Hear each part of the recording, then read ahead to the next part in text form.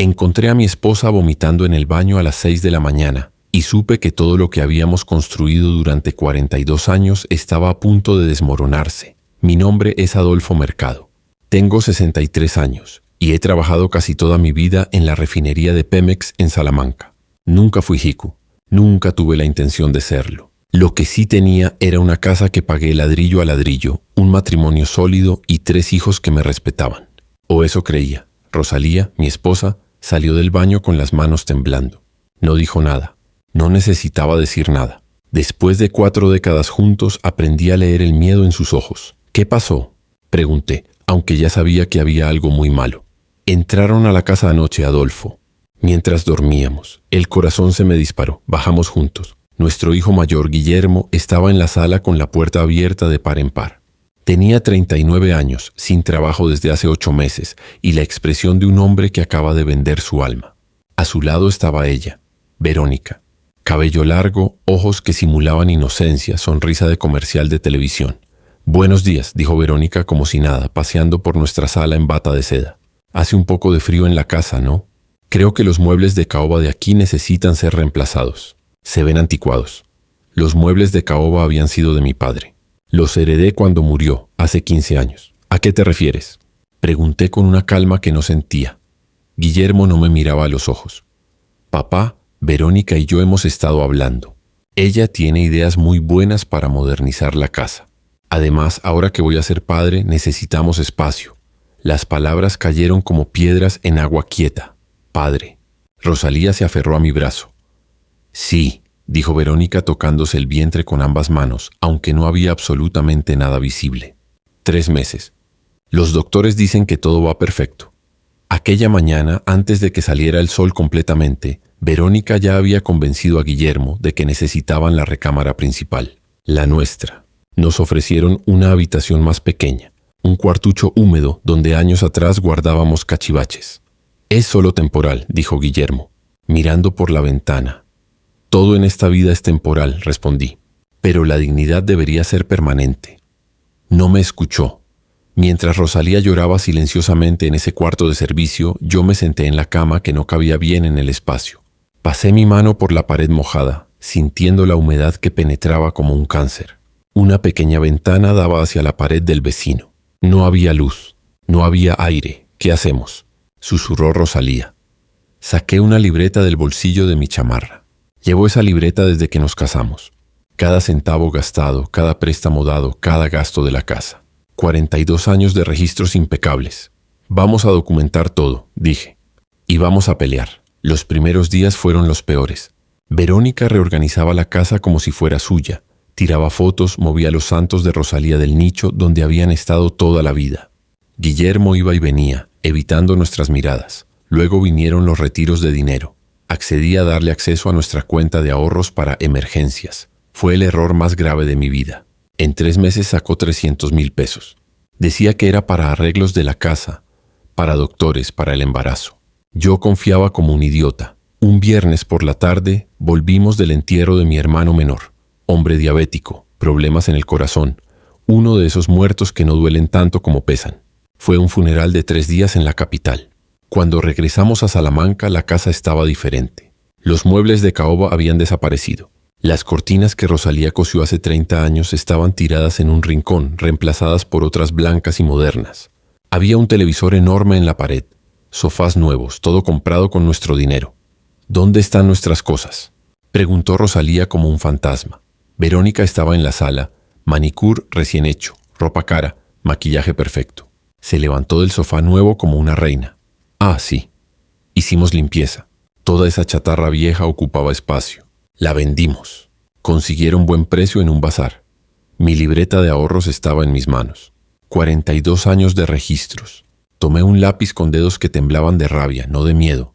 300,000 pesos en 3 meses. ¿Y esto?, pregunté mostrando los números. Fueron gastos legítimos, dijo Verónica sin parpadear. Tu hijo está en su derecho de usar la cuenta familiar. Guillermo permanecía en el marco de la puerta de la cocina sin intervenir. Un hombre que ya no conocía. «Guillermo», llamé. «¿Es verdad? Papá, todo está pagado. No hay deudas». «¿Cómo no hay deudas si tenías un saldo de casi 1 millón de pesos hace 3 meses?» El silencio fue su respuesta. Esa noche, Rosalía y yo nos sentamos en ese cuartucho mojado. Ella sostenía mi libreta. Sus manos temblaban mientras pasaba página tras página, viendo cómo nuestro futuro, nuestros ahorros de jubilación, nuestro fondo de emergencia, el dinero que habíamos ahorrado para cuando nos pusiéramos viejos de verdad, desaparecía en gastos inexplicables. Tenemos dos opciones, dije. Nos quedamos aquí callados dejando que nos roben lentamente. ¿O hacemos algo? ¿Qué podemos hacer?, preguntó Rosalía. Es nuestro hijo. No el que yo conocía, respondí. A la mañana siguiente, antes de que saliera el sol, tomé el teléfono.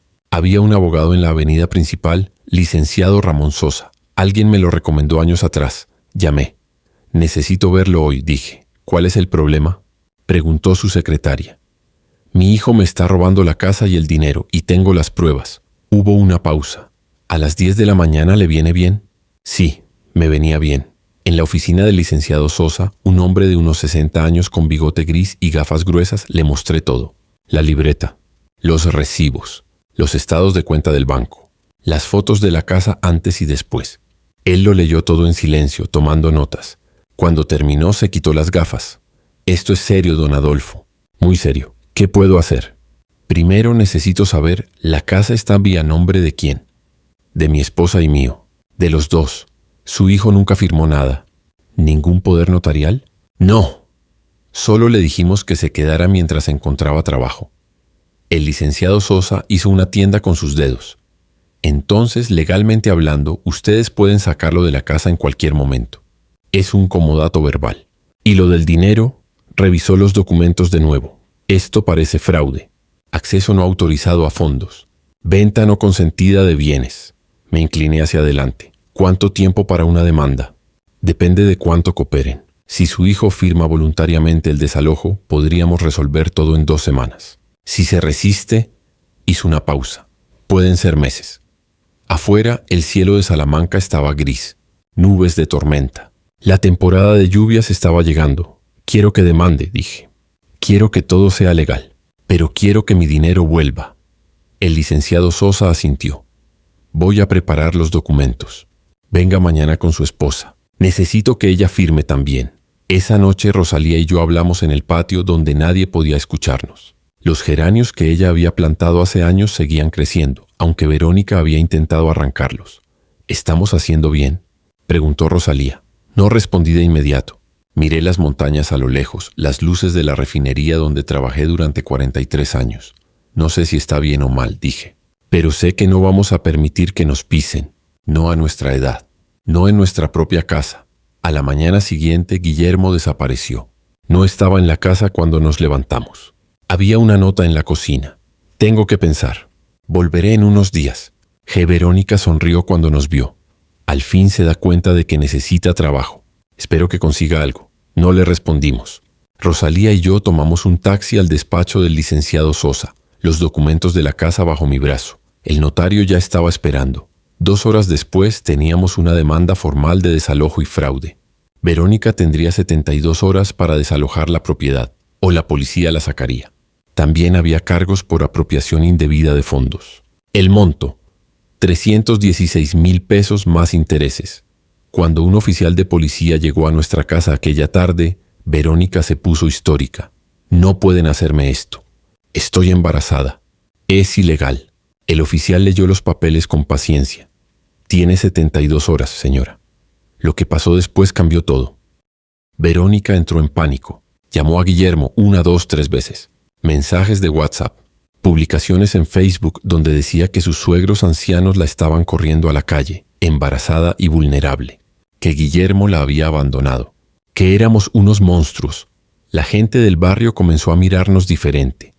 Doña Lucía, nuestra vecina de 30 años, dejó de saludar. Pero Guillermo no respondía a los mensajes.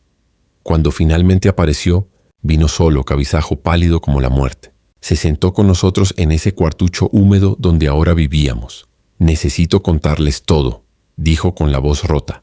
Guillermo se veía como si no hubiera dormido en días. Los ojos hundidos, la ropa arrugada, las manos temblando mientras se pasaba los dedos por el cabello. No hay bebé, dijo de repente. Rosalía emitió un sonido extraño, como si le hubieran golpeado el pecho. ¿Qué?, pregunté. No hay bebé. Nunca lo hubo. Verónica me lo acaba de confesar hace una hora. Lo inventó todo. El silencio en ese cuartucho fue más fuerte que cualquier grito. Yo miraba a mi hijo como si fuera un extraño. Rosalía se aferró a mi brazo. ¿Cómo es posible?, susurró ella. Guillermo enterró su cara entre las manos. Ella dijo que estaba embarazada hace 6 meses. Yo creí. Ella se comportaba como si lo estuviera. Compró ropa de maternidad, iba al médico. Me mostraba recibos. Cuando ustedes me preguntaban, yo simplemente creía. ¿Y no te pareció raro que nunca viéramos un ultrasonido?, pregunté sintiendo la rabia subirme por la garganta. Dijo que eran privados, que el doctor le había recomendado no compartir información del embarazo hasta el 3er trimestre. Algo sobre malas energías. Mi hijo era un imbécil. Un hombre de 39 años completamente cegado. Continúa, dije. Hace 3 días le pedí que viéramos juntos el ultrasonido del último control, que quería verlo para estar seguro. Y ahí se desmoronó todo. Me dijo que no podía tener hijos, que tiene una condición médica, que me había mentido porque tenía miedo de que me fuera. Rosalía se levantó y salió del cuarto. La escuché vomitar en el baño. ¿Y el dinero?, pregunté manteniéndome en mi asiento. Si me levantaba iba a golpear a alguien. Verónica dijo que el dinero no era para el bebé, era para ella, para sus deudas. Tiene deudas en 3 tiendas departamentales, cientos de miles en tarjetas de crédito. Sus papás la han sacado de esas deudas varias veces. Ella necesitaba dinero, papá. Y yo tenía acceso a sus ahorros. ¿Soy un idiota?, pregunté, aunque no era una pregunta. No, papá. Ella es muy convincente. Me hizo creer que estaba embarazada, que necesitaba lujos para sentirse bien, que ustedes ya no necesitaban esos muebles viejos. Me acerqué a mi hijo. Estaba tan furioso que podía sentir que la sangre me herviría. ¿Sabes cuánto dinero es 300,000 pesos, Guillermo? Él no respondió. Es 30 años de trabajo. Son los ahorros de jubilación de tu madre. Es el dinero que habíamos apartado para cuando las cosas se pongan difíciles. Tú y esa mujer la han dilapidado como si fuera nada. Papá, lo siento. Yo no sabía que... ¿No sabías? ¿En serio no sabías? ¿O simplemente no querías saber? Rosalía regresó del baño, el rostro pálido, los ojos enrojecidos. ¿Qué hacemos ahora?, preguntó. Yo abrí mi libreta.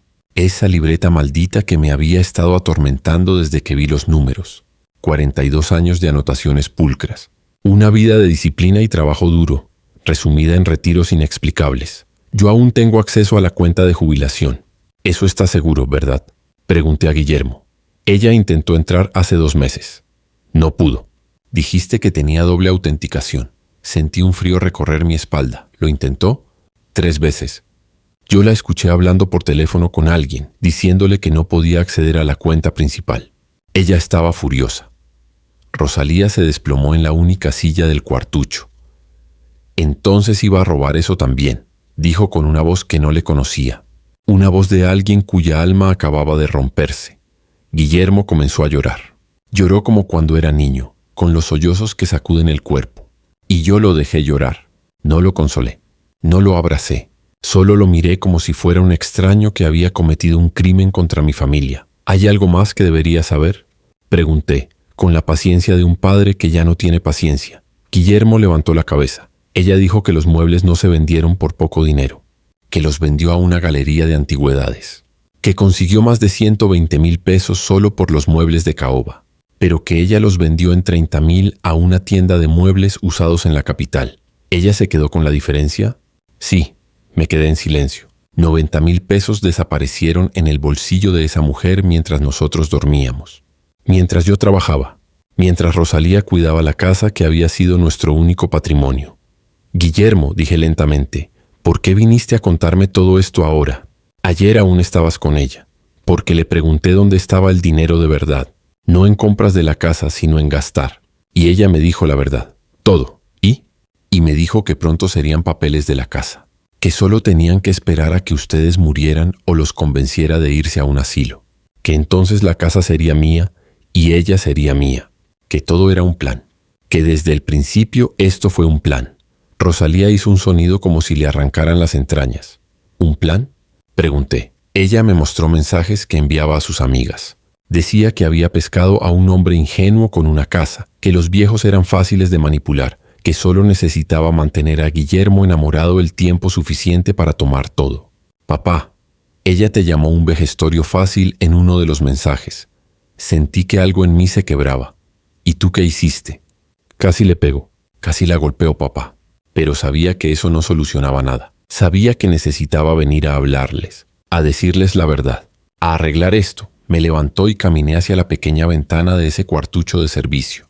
Afuera, la casa que habíamos construido con nuestras manos se veía diferente. No era nuestra. Alguien más la había reclamado. ¿Dónde está Verónica?, pregunté. En la casa, esperando a que el oficial de desalojo llegue. Ella no cree que sea en serio. Cree que cambiarán de opinión cuando vea que llora y dice que está embarazada. Pero no está embarazada. No, nunca lo estuvo. Rosalía se levantó del cuarto. La seguí. Necesitábamos hacer una llamada al licenciado Sosa. Necesitábamos informarle de esto. Necesitábamos que la policía supiera que Verónica no solo había cometido fraude, sino que había intentado acceder a cuentas que no le pertenecían.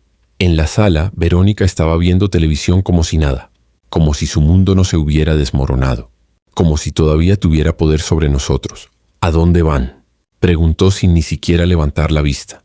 A hablar con nuestro abogado, respondí. Ahora sí me miró, y por primera vez vi el pánico en sus ojos. Supo que Guillermo la había traicionado, que todo había terminado. Guillermo, dile a tu papá que es un anciano amargado. Dile que le estoy dando a su hijo la mejor época de su vida. Dile que... ¡Cállate!, interrumpió Guillermo con una voz que no le había escuchado antes. La voz de un hombre que finalmente estaba despertando. Salimos de la casa. Afuera, las primeras gotas de lluvia comenzaban a caer. En el despacho del licenciado Sosa le contamos todo lo que Guillermo nos había revelado. Le mostramos los mensajes que Verónica había enviado a sus amigas. Mensajes cruelmente explícitos. Mensajes donde se burlaba de nosotros. Mensajes donde planeaba nuestro futuro sin nosotros. El licenciado Sosa leyó todo sin cambiar la expresión. Esto cambia las cosas, dijo finalmente. No es solo fraude, es conspiración. Intento de acceso no autorizado a cuentas protegidas. Malversación de fondos, estafa. ¿Cuántos años de cárcel?, preguntó Rosalía. Depende de cómo lo llevemos. Pero con esto ella va a enfrentar tiempo real, no solo libertad condicional.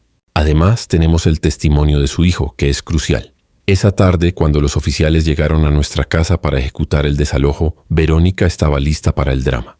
Ropa de maternidad, almohada bajo la blusa, lágrimas falsas. No pueden hacerme esto. Estoy embarazada. Mi bebé. Los vecinos se congregaron alrededor. Algunos incluso trajeron cajas para ayudarla. Yo sentí la rabia en las venas, pero mantuve la calma. El licenciado Sosa estaba con nosotros. Todo era legal. Todo estaba documentado. Fue entonces cuando sucedió algo que nunca olvidaré. La puerta trasera de la casa se abrió y apareció una mujer. Una mujer de unos 60 años, elegante, con los ojos rojos de tanto llorar. Era la madre de Verónica. «Verónica», gritó.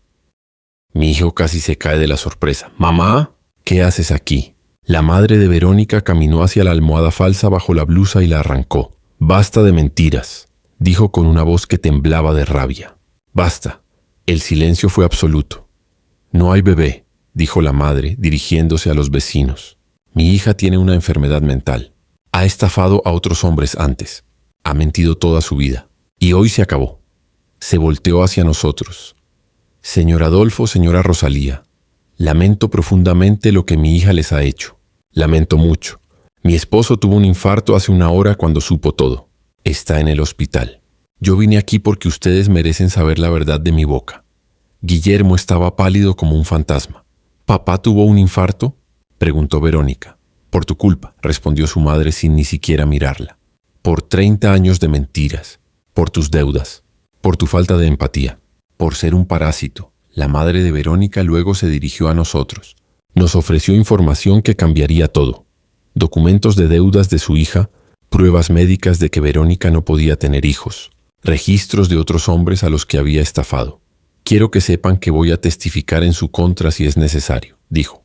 «Necesita consecuencias reales. Necesita ayuda profesional. Y ustedes merecen justicia».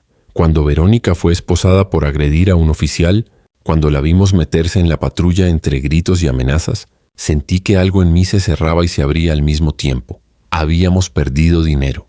Habíamos perdido confianza. Habíamos perdido inocencia, pero habíamos ganado la verdad. Y la verdad, aunque doliera, era el único cimiento sólido sobre el cual podríamos reconstruir. Los meses que siguieron al desalojo fueron los más duros, no porque la casa estuviera vacía de Verónica, sino porque estaba llena de sus fantasmas. Cada mañana me despertaba en ese cuartucho de servicio, escuchando el sonido del agua que goteaba por las grietas del techo. Rosalía dormía a mi lado, pero no era el sueño de alguien en paz. Era el sueño perturbado de quien ha sido traicionado. Lo primero que hicimos fue ir al banco. Necesitaba saber exactamente cuánto nos quedaba, cuánto había sobrevivido al saqueo. El gerente me miró con ese tipo de compasión que duele más que la lástima. Revisó los movimientos con cuidado. Don Adolfo, de los 980,000 que tenían en octubre, les quedan 18,000. Rosalía se aferró a mi brazo. 18,000 pesos, menos del 2%. ¿Y la cuenta de jubilación? Pregunté. Esa sigue intacta. 125,000 pesos. Gracias a que ella no logró acceder. Un milagro. O tal vez solo suerte.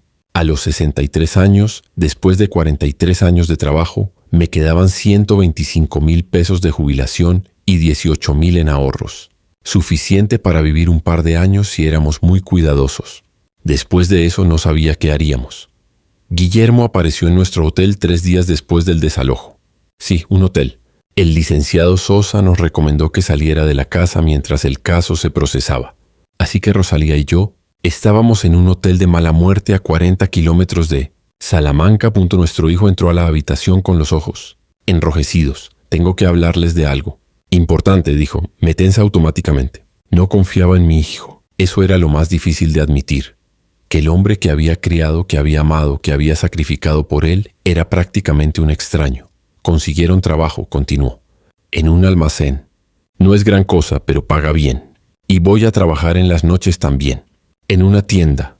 Voy a pagar todo lo que se debe. Todo. ¿Cuánto puedes pagar al mes? Preguntó Rosalía con la voz de alguien que no tiene esperanza pero necesita intentarlo. 6,000 pesos al principio. Después, cuando tenga 2 trabajos, 10,000. Hice las matemáticas en mi cabeza. 316,000 pesos en deuda. 10,000 al mes. 32 meses. Casi 3 años. ¿Y Verónica? Pregunté. Su madre dice que va a pagarte directamente desde Guadalajara. Va a trabajar también para cubrir sus propias deudas. Ella va a enviar dinero para restitución. Muy generoso de su parte, considerando que va a ir a prisión, dije sin emoción. Guillermo flinchó. ¿Prisión? El licenciado Sosa dice que hay suficientes cargos, fraude, acceso no autorizado, robo agravado. Ella probablemente va a recibir entre 2 y 5 años. Mi hijo se desplomó en una de las camas del hotel. Era una habitación barata, con paredes finas y un aire acondicionado que hacía ruido constante. Papá, yo no sabía. De verdad no sabía lo que estaba pasando.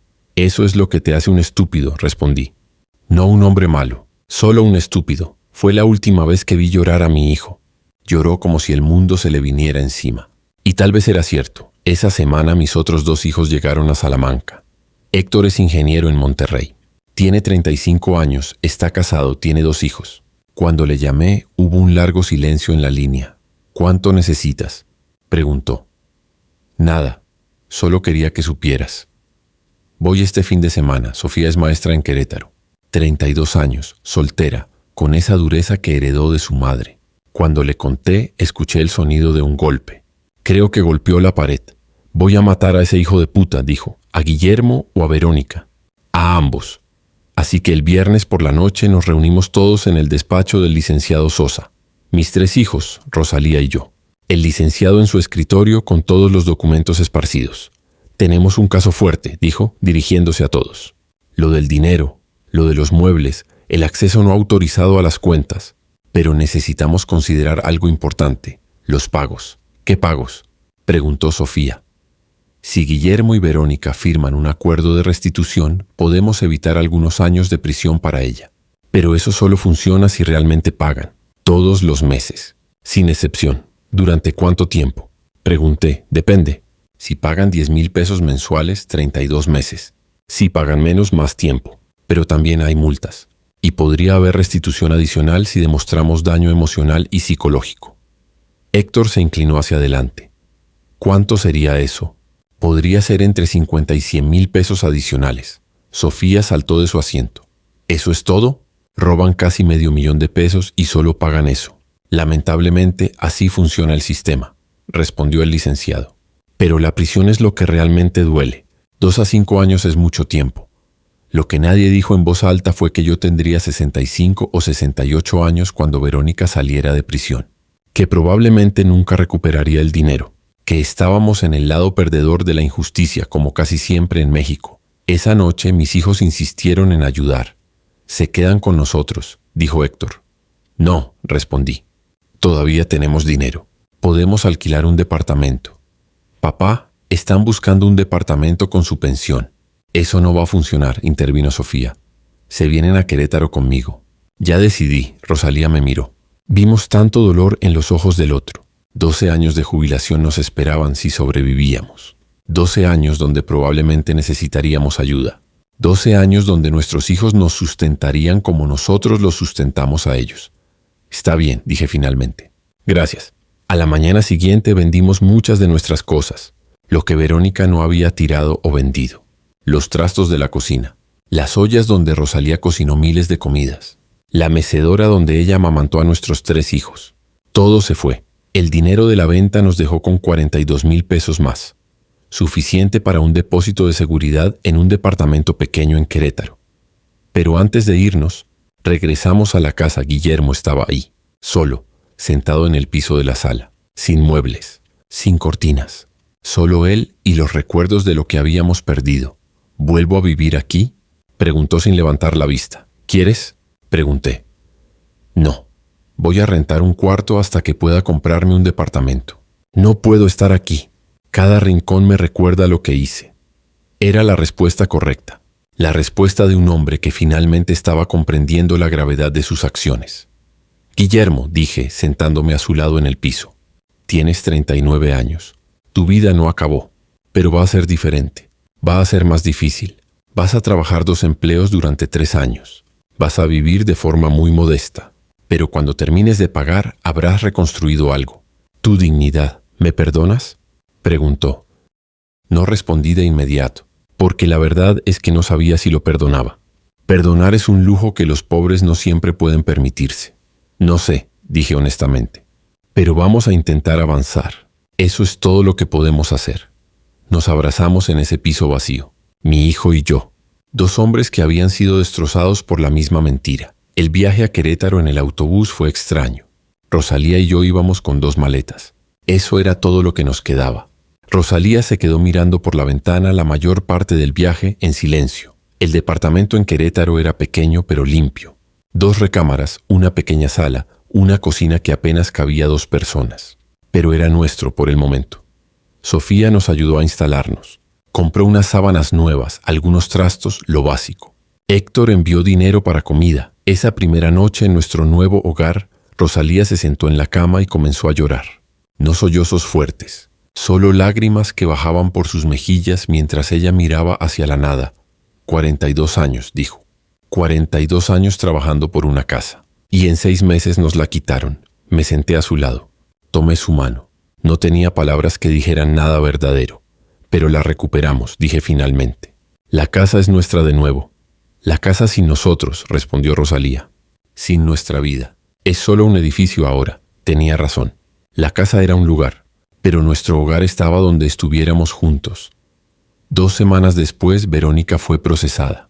Le dieron 2 años y medio de prisión. 3 años de libertad condicional después. Tenía que pagar restitución. Tenía que recibir tratamiento psicológico. Su madre comenzó a enviar $5,000 al mes desde Guadalajara. Guillermo envió 6,000 desde Salamanca. Combinado eran $11,000 mensuales. Aún insuficiente, pero era un comienzo. El licenciado Sosa manejó el pago de la hipoteca de la casa. Resultó que Verónica no había pagado 2 meses. Así que tuvimos que cubrir eso también con nuestro escaso dinero. A veces, Rosalía y yo nos sentábamos en el pequeño balcón del departamento en Querétaro y simplemente respirábamos. No hablábamos de la casa, no hablábamos de Verónica, no hablábamos de Guillermo, solo respirábamos. 1 mes después de nuestro traslado, Sofía llegó con noticias. «Viejo, conseguí un trabajo para ti», dijo. «¿Trabajo? Tengo 63 años. Es de vigilante nocturno en una escuela. Ganan $8,000 al mes, es fácil». Principalmente dormirás en la oficina toda la noche. Miré a Rosalía. Ella asintió. Pero yo tampoco voy a quedarme sin hacer nada, dijo. La escuela necesita personal de limpieza. 5,000 pesos al mes. Mediodía a las 6.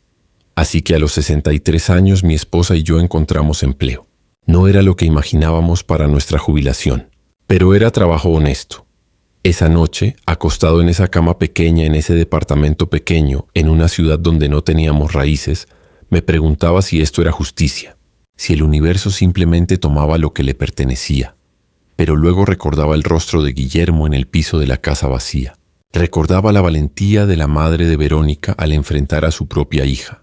Recordaba que aún estábamos vivos, aún juntos, aún luchando. Y aunque no sabía si lo llamaría justicia, sabía que era vida. Y a los 63 años en Querétaro, vigilando una escuela de noche y limpiando de día, era suficiente. 3 años. Eso fue lo que tomó pagar la deuda. Cada mañana, a las 11 de la noche, yo caminaba hacia la escuela primaria donde trabajaba como vigilante. Cada mediodía, Rosalía entraba con su uniforme de limpieza, trapero en mano. Cada 1 del mes, Guillermo enviaba 10,000 pesos. Cada 15, la madre de Verónica enviaba 5,000 puntos. No era una vida. Era una ecuación. Dinero adentro, dinero afuera. La deuda disminuyendo milímetro a milímetro. Pero algo cambió en esos 3 años que no era matemático. Guillermo se hizo hombre. Lo vi el primer domingo que vino a visitarnos a Querétaro. Llegó en un autobús sin dinero para gasolina. Traía un uniforme de trabajo sucio y los ojos claros. No había culpa en su mirada, solo resolución. Conseguí un ascenso, dijo mientras Rosalía le preparaba café. ¿En dónde? Pregunté. En el almacén. Soy supervisor ahora. 18,000 al mes. Renuncié al trabajo nocturno. Necesitaba dormir de verdad. Sofía, que estaba visitando desde Querétaro ese fin de semana, lo abrazó. ¿Viste? Sabía que podías hacerlo. Guillermo me miró. Papá, quería decirte algo. Decidí ir a un psicólogo para entender por qué fui tan fácil de manipular. El doctor dice que tengo problemas de autoestima, que siempre busqué la aprobación de otros antes que la mía propia. No sabía qué decir. Mi hijo estaba haciendo exactamente lo que yo debería haber hecho después de descubrir la infidelidad de su madre años atrás. Estaba buscando respuestas. Estoy orgulloso de ti, dije.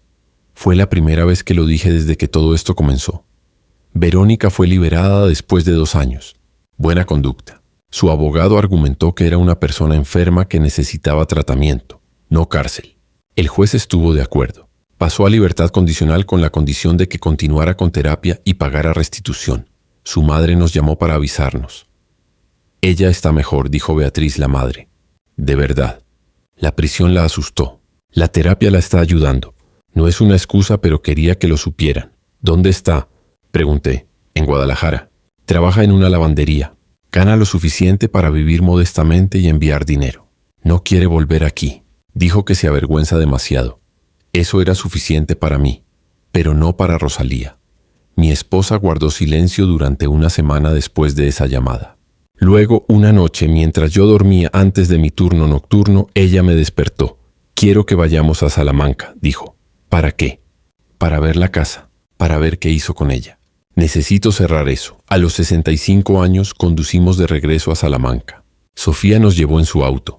La carretera era la misma que habíamos recorrido 3 años atrás cuando abandonamos nuestro hogar. Pero nosotros éramos diferentes. La casa estaba ahí, nuestra casa, pintada de nuevo. Los geranios que Rosalía había plantado hace décadas todavía crecían en el jardín, aunque se veían descuidados. Guillermo nos estaba esperando afuera.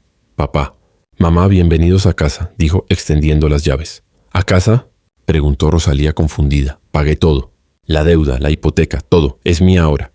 Legalmente mía.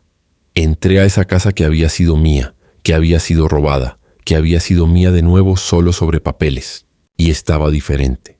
Guillermo había invertido cada peso en repararla. Las paredes estaban frescas. Los pisos estaban pulidos. Había nuevos muebles, simples pero honestos. En la sala había una foto nueva. Guillermo sonriendo con una mujer que no era Verónica. Una mujer normal, seria, con los pies en la tierra. ¿Quién es? Preguntó Rosalía. Se llama Marisol. Es contadora. Nos conocimos en un grupo de apoyo psicológico. Estamos siendo cautelosos. Quería que la conocieran.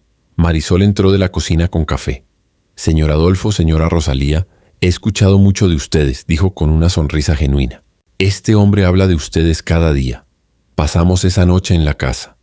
Durmimos en la cama que Guillermo había comprado con su dinero, en la recámara que había sido nuestra pero ahora era suya. Y aunque Rosalía no dijo nada, sentí que algo se liberaba en ella mientras descansaba en esas sábanas limpias, en esa casa restaurada. A la mañana siguiente, antes de irnos, Guillermo nos pidió hablar a solas con nosotros en el patio. Necesitaba preguntarles algo importante, dijo, sentándose en la mecedora que él había comprado. ¿Qué es?, pregunté. ¿Creen que puedo tener una buena vida después de esto? ¿Que merezco ser feliz? Rosalía y yo nos miramos.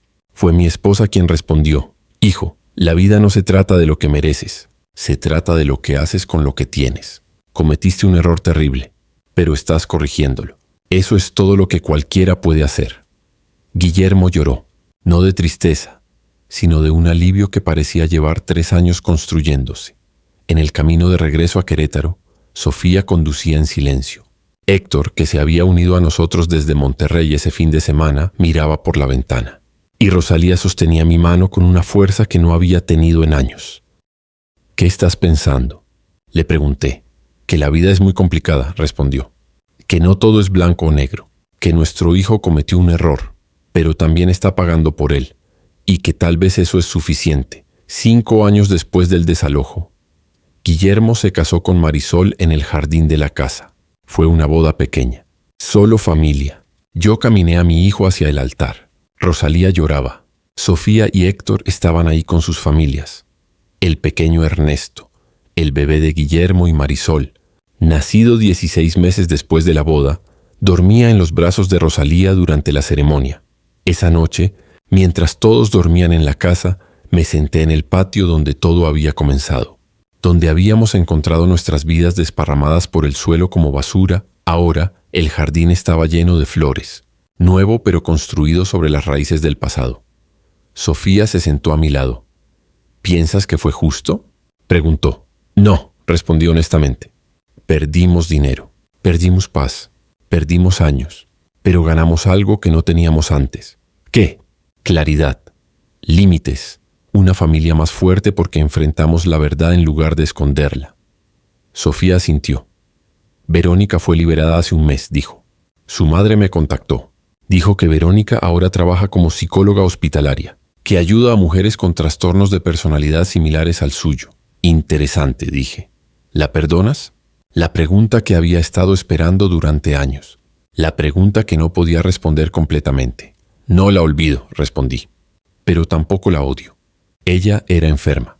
Eso no la hace menos responsable de sus acciones, pero explica algunas cosas. ¿Y Guillermo? A Guillermo ya lo perdoné, cuando volvió llorando a ese cuarto de servicio en la casa. Ese día lo perdoné. Rosalía nos encontró en el patio horas después cuando el cielo comenzaba a iluminarse. ¿No duermen?, preguntó abrigándose con mi chamarra. Estaba recordando, dije. Recordando esa noche cuando Verónica nos sacó de nuestro cuarto. Yo también la recuerdo, dijo Rosalía sentándose en mis piernas. Recuerdo pensando que era el fin del mundo. Y ahora sé que no fue el fin. Fue un comienzo. Un comienzo muy doloroso, pero un comienzo. A los 68 años seguía trabajando como vigilante nocturno. A los 65, Rosalía había dejado su trabajo de limpieza. Decía que sus articulaciones no podían más. Yo no protesté. Teníamos suficiente. Nuestros ahorros eran modestos, pero estables. Guillermo y Marisol nos ayudaban cuando lo necesitábamos. No mucho, solo lo suficiente para que supieran que estábamos cuidados. Una tarde de julio, 6 años después de todo, Rosalía y yo estábamos en el jardín de la casa en Salamanca. Guillermo estaba en el trabajo. Marisol había ido de compras. El pequeño Ernesto jugaba en el patio donde Verónica una vez nos había humillado. ¿Recuerdas cuando pensé que no íbamos a sobrevivir?, preguntó Rosalía. Sí, dije. Pues mira, sobrevivimos, y más que eso avanzamos. Observé a mi nieto. Observé los geranios que habían vuelto a florecer. Observé la casa que había sido pérdida y recuperada. Observé a mi esposa de 45 años de matrimonio, mirando el mundo con los ojos de alguien que había enfrentado lo peor y seguía de pie. ¿Sabes qué es lo que más agradezco?, dije. ¿Qué? Que no nos rendimos. Que cuando todo se derrumbó, decidimos pelear en lugar de simplemente aceptar la derrota. Rosalía sonrió. Una sonrisa real. No la sonrisa de alguien que está fingiendo estar bien, sino la sonrisa de alguien que realmente había encontrado paz. Mi viejo, dijo tomando mi mano. Nunca te rendiste, y eso te enseñó a nuestro hijo que tampoco podía rendirse. Eso vale más que cualquier cantidad de dinero que Verónica nos robó. Esa noche, en el patio de la casa, bajo las estrellas de Salamanca que habíamos visto durante 6 años de lucha y reconstrucción, Rosalía y yo nos mecimos en la mecedora que ahora era de Guillermo. Yo había cumplido 68 años. Mi esposa 65. Habíamos trabajado durante 45 años juntos. Habíamos criado 3 hijos. Habíamos construido una casa. Habíamos perdido casi todo. Habíamos recuperado parte de lo que perdimos. Habíamos encontrado una razón para seguir adelante cuando todo parecía terminado. No era una historia perfecta. Verónica seguía en Guadalajara. Guillermo seguía en terapia. Nosotros seguíamos trabajando aunque debería haber estado jubilado. Pero teníamos dignidad. Teníamos familia. Teníamos un futuro que no era garantizado, pero era nuestro. Y eso, después de todo lo que habíamos pasado, era suficiente. Más que suficiente. Era todo lo que jamás habríamos pedido.